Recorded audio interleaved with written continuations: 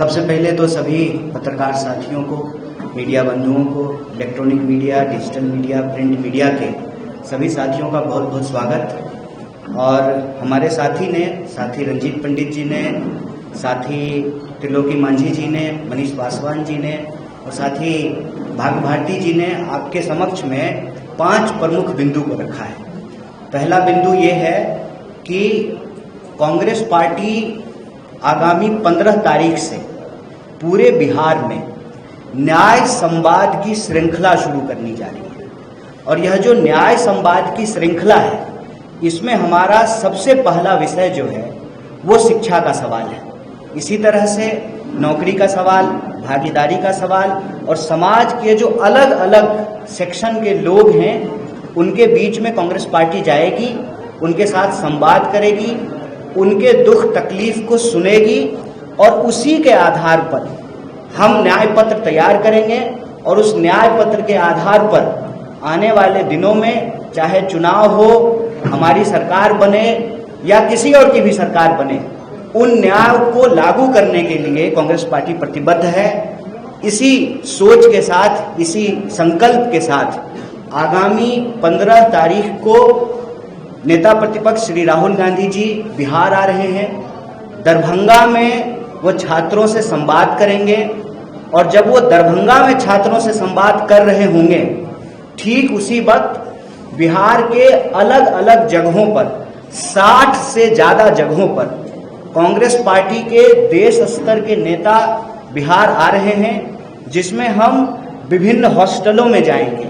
SC ST hostel में जाएंगे, EBC hostel में जाएंगे, महिला छात्रावासों में जाएंगे, अल्पसंख्यक छात्रावास में जाएंगे। साथ ही साथ जहां पर हॉस्टल नहीं है वहां पर टाउन हॉल के अंदर विद्यार्थियों को इकट्ठा करके बिहार के अंदर जो शिक्षा की हालत है उस पर चर्चा करेंगे, संवाद करेंगे। और उसी कड़ी में यह प्रेस वार्ता की गई है और इस प्रेस वार्ता के माध्यम से 5 प्रमुख विषय को हमारे ये मौजूद साथियों ने उठाया है। पहला विषय ये है कि लगातार मांग के बाद जो मौजूदा NDA की सरकार है वह इस बात के लिए स्वीकार की कि आगामी समय में जाति जनगणना की जाएगी। सवाल यह है कि जाति जनगणना की मांग हम लोग क्यों कर रहे हैं? सामाजिक न्याय की धरती है बिहार। जाति जनगणना की मांग हम इसलिए कर रहे हैं कि कई दशकों तक सामाजिक न्याय की नीतियों को लागू करने के बावजूद, आरक्षण की नीति को लागू करने के बावजूद आज भी आंकड़े ये कहते हैं कि समाज के अंतिम पायदान का जो व्यक्ति है आज भी उसको न्याय नहीं प्राप्त हो रहा है, जिसके बारे में डिटेल से इन साथियों ने आपके बीच में अपनी बात रखी। तो जो जाति जनगणना है, उस जाति जनगणना का अगला कदम यह है कि यह जो 50% की सीमा है, इस सीमा को समाप्त कर दिया जाए।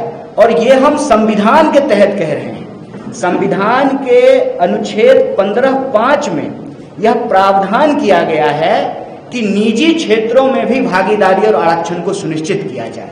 तो पहला मांग ये है कि जाति जनगणना हो और जाति जनगणना वैज्ञानिक तरीके से हो, लीपापोती नहीं हो, और सही आंकड़ों के आधार पर 50% की सीमा को समाप्त किया जाए और निजी क्षेत्रों में भी आरक्षण को, भागीदारी को सुनिश्चित किया जाए। दूसरा सवाल यह है कि बिहार में अगर आप शिक्षा व्यवस्था को देखेंगे, शिक्षा की हालत यह है कि 3 साल की डिग्री 3 साल में नहीं मिलती है। प्रश्न ये है कि जब पूरे देश में 3 साल की डिग्री 3 साल में मिलती है तो बिहार में 3 साल की डिग्री 5 साल और 7 साल में क्यों मिलता है? वो बिहार जहां पर नालंदा विश्वविद्यालय रहा, वो बिहार जहां पर विक्रमशिला विश्वविद्यालय रहा, वो बिहार जहां पर आजादी से पहले पटना विश्वविद्यालय की स्थापना हुई, जिसको ज्ञान और मोक्ष की भूमि कही जाती है। आप बिहार में किसी भी धर्म का इतिहास उठा करके देख लीजिए, उसका इतिहास बिहार से जुड़ा हुआ है। देश का इतिहास बिहार के इतिहास के बिना पूरा नहीं होता है। उसी तरह से बिहार की प्रगति के बिना देश की प्रगति संभव नहीं है। ऐसे में बिहार की प्रगति के लिए, देश की प्रगति के लिए यहाँ की शिक्षा व्यवस्था को बेहतर करना जरूरी है। 3 साल की डिग्री 3 साल में मिले, ये एक बात है। इसके तहत जो मुख्य सवाल ये हैं कि जहां शिक्षक नहीं है वहां शिक्षक हों, इंफ्रास्ट्रक्चर को बेहतर किया जाए। KG से PG तक सरकार का फैसला है। कि एससी, एसटी, ओबीसी, पिछड़ा, अति पिछड़ा और सभी वर्ग की महिलाओं के लिए केजी से पीजी तक फ्री एजुकेशन है, तो ये अलग अलग कॉलेज में अलग अलग फीस कैसे लिया जा रहा है, अलग अलग यूनिवर्सिटी में अलग अलग फीस कैसे लिया जा रहा है, अलग अलग कोर्स के नाम पे अलग अलग फीस कैसे लिया जा रहा है। आप बीएड का फीस उठा करके देख लीजिए, आप बीबीए का फीस उठा करके देख लीजिए, आप मास कॉम का फीस उठा करके देख लीजिए। तो जब सरकार का फैसला है कि सरकारी संस्थानों में केजी से पीजी तक शिक्षा मुफ्त होगी, तो इसको लागू क्यों नहीं किया जा रहा है? बिहार में प्लेसमेंट सेल को क्यों नहीं लागू किया जा रहा है? बार बार क्यों पेपर लीक हो रहा है? रोजगार का जो सवाल है, 4 लाख 4.5 लाख से ज्यादा पोस्ट खाली है, उन पोस्ट को क्यों नहीं भरा जा रहा है? और कोई परीक्षा, चाहे बीपीएससी की हो, टियर 3 की परीक्षा हो, किसी भी डिपार्टमेंट की परीक्षा हो, उनको जो है नौकरी नहीं मिल रही है और रोजगार देने के बजाय बिहार सरकार लोगों को कर्जदार बना रही है। आप ये देखिए कि 2000 करोड़ से ज्यादा रुपया जो है बिहार के विद्यार्थियों के ऊपर कर्ज है। नौकरी मिलने से पहले, मतलब रोजगार मिलने से पहले एक विद्यार्थी जो है वो कर्जदार बन जा रहा है। तो सरकार से हमारी यही मांग है कि साहब, यह जो डबल इंजन की सरकार है, यह डबल इंजन जो है ना पूरा गुजरात की तरफ घुमा हुआ है। रोजगारों उधरे जा रहा है, नौकरियों उधरे जाएगा, बुलेट ट्रेन भी वहीं बनेगा, सारा डेवलपमेंट वहीं होगा। तो ये डबल इंजन जो है वो बिहार की तरफ क्यों नहीं घूम रहा है, जो रोजगार लेकर के आए। सरकार से यही मांग है कि लाठी नहीं नौकरी दो। और एक बहुत महत्वपूर्ण विषय जो यहाँ साथी ने उठाया कि एससी एसटी सब प्लान का पैसा आप किसी दूसरे चीज पे कैसे खर्च कर सकते हैं? आप जब भी सरकार के किसी नुमाइंदे से पूछेंगे कि यह जो मौजूदा डबल इंजन की सरकार है इसने क्या किया है, तो मुंह छूटते ही सबसे पहले वो कहेंगे हमने पुल बनाया, हमने सड़कें बनाई हैं। आप पुल बनाए हैं, सड़कें बनाए हैं, हालांकि ये अलग बात है कि यहाँ पे जो है पुल चोरी भी हो जा रहा है। जहां नदी नहीं है वहां भी खेत में पुल बन जा रहा है। सवाल यह है कि आप एससी एसटी सब प्लान का पैसा दूसरे मद में, दूसरे हेड में कैसे खर्च कर सकते हैं? ये सीधे तौर पर यह दलित विरोधी कार्रवाई है। तो यह 5 विषय को लेकर के, एक भागीदारी के सवाल को लेकर के, नौकरी के सवाल को लेकर के, शिक्षा के सवाल को लेकर के कांग्रेस पार्टी बिहार के हर जगह जाकर के हर वर्ग के विद्यार्थियों से बात करेगी।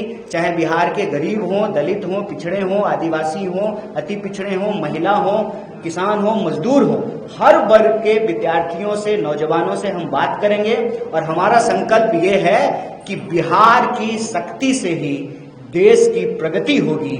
और इसीलिए यह न्याय संवाद की श्रृंखला आगामी 15 तारीख से शुरू हो रही है, जो लगातार चलेगी। और 15 तारीख को नेता प्रतिपक्ष दरभंगा में छात्रों से संवाद करेंगे और उसी वक्त बिहार के अलग अलग जगहों में, 60 से ज्यादा जगहों में कांग्रेस पार्टी का कोई ना कोई नेता या कार्यकर्ता छात्रों की आवाज को सुनेगा और उनके संघर्ष में हम कंधे से कंधे मिला करके चलेंगे। इसी महत्वपूर्ण सूचना के लिए यह महत्वपूर्ण प्रेस वार्ता बुलाई गई। आप तमाम मीडिया के साथी यहाँ उपस्थित हुए, इसके लिए हम पार्टी की तरफ से आपका बहुत बहुत धन्यवाद करते हैं। भारतीय राष्ट्रीय कांग्रेस यह उम्मीद करता है कि बिहार को बदलने की जो हमारी कोशिश है, इस कोशिश में मीडिया बंधु भी हमारा साथ देंगे। आपके अगर कुछ प्रश्न हैं इस विषय से जुड़े हुए तो आप पूछेंगे, हम यथासंभव उसका आंसर देने की कोशिश करेंगे। बहुत बहुत धन्यवाद।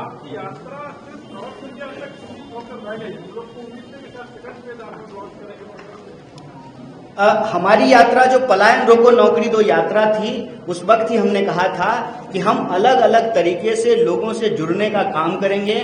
वह जो यात्रा शुरू हुई है उसी का अगला पड़ाव ये है कि अब हम पद यात्रा करने की बजाय अलग अलग जिलों में, अलग अलग हॉस्टलों में, अलग अलग ब्लॉकों में जाएंगे और वही शिक्षा, नौकरी और भागीदारी के सवाल पर लोगों से संवाद करेंगे। तो यह जो सतत संघर्ष है उसी का अगला पड़ाव है। क्या आप इतना यात्रा कर रहे हैं? आप इससे पहले भी यात्रा कर चुके थे और भी यात्रा कर रहे हैं। क्या पहले का जो यात्रा है वो फ्लॉप हो रहा है? आप फिर से आप लोग चेंज कर रहे हैं? क्या आप इस तरीके से करेंगे? पद यात्रा नहीं करेंगे, आप लोगों से मिलकर वहाँ जाएंगे? तो क्या फ्लॉप हुआ है? फ्लॉप कोई सिनेमा थोड़ी है, संघर्ष है। फ्लॉप और एक दिन का जवाब दे। फ्लॉप और हिट का कोई बात नहीं है, संघर्ष है, संघर्ष सतत होना चाहिए। पलायन रोको नौकरी दो यात्रा जो है वो कल्मिनेट हुई बिहार में, 16 जिलों में हम लोग गए थे। बाकी जो क्षेत्र छूटे हैं, यह जो न्याय संवाद है इसके माध्यम से हम लोग जाएंगे और हर वर्ग, हर जाति, हर वर्ग, किसी को नहीं छोड़ेंगे, सबके साथ जो है हम लोग संवाद करेंगे। और वह जो संघर्ष में जो सवाल हम लोगों ने कलेक्ट किया लोगों से, उसी के आधार पे अभी देखिए अलग अलग वर्ग का प्रतिनिधित्व करने वाले लोगों ने उस बात को यहाँ रखा है और लगातार लोगों से संवाद करके यह जो संघर्ष की प्रक्रिया है उसको आगे बढ़ाएंगे। और हमारा संकल्प ये है कि न्याय सुनिश्चित होने तक यह यात्रा जारी रहेगी। आपकी सक्रियता से सबसे ज्यादा परेशानी तो महागठबंधन के नेताओं को है, तेजस्वी यादव को ज्यादा। नहीं, किसी को कोई दिक्कत नहीं है, ये हम सबका सामूहिक प्रयास है। रिजर्वेशन का जब गैप बढ़ाने की बात आप लोग कर रहे हैं तो कितना फिजिबल है, मतलब सुप्रीम कोर्ट का डायरेक्शन के बाद how much it is feasible, it is just हवा हमें नहीं सुप्रीम, देखिए मैं अब आपको सरकार की भाषा कहता हूं। अभी जो मौजूदा एनडीए की सरकार है उसके कई मंत्रियों ने कहा, ये मैं नहीं बोल रहा हूं, सरकार कह रही है कि कानून बनाने का काम विधायिका का है। कानून सही तरीके से लागू हो रहा है कि नहीं लागू हो रहा है उसको देखने का काम न्यायपालिका का है और ग्राउंड पे उसको लागू करने का काम कार्यपालिका का है।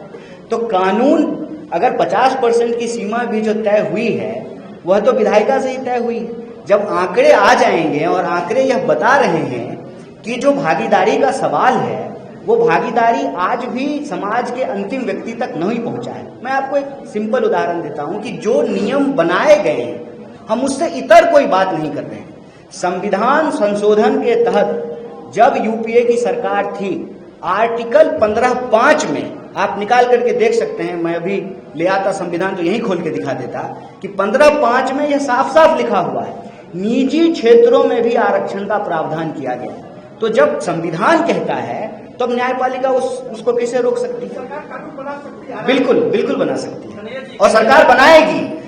सरकार जैसे जाति जनगणना करने के लिए तैयार हुई है वैसे ही सरकार को कानून भी बनाना पड़ेगा। जी ये बताइए, आप सभी वर्ग की बात कर रहे हैं, जनरल में भी बहुत सारे लोग जो है वो गरीब है ना, 10% आरक्षण उनके लिए भी है। की मांग करेंगे क्या 10% हो जाएगा? आप एक बार डेटा तो आ जाए, डेटा आ जाएगा तो बिल्कुल जनसंख्या के अनुपात में जो है उनका भी प्रतिनिधित्व हो, उसमें कोई अंतर्विरोध थोड़ी है।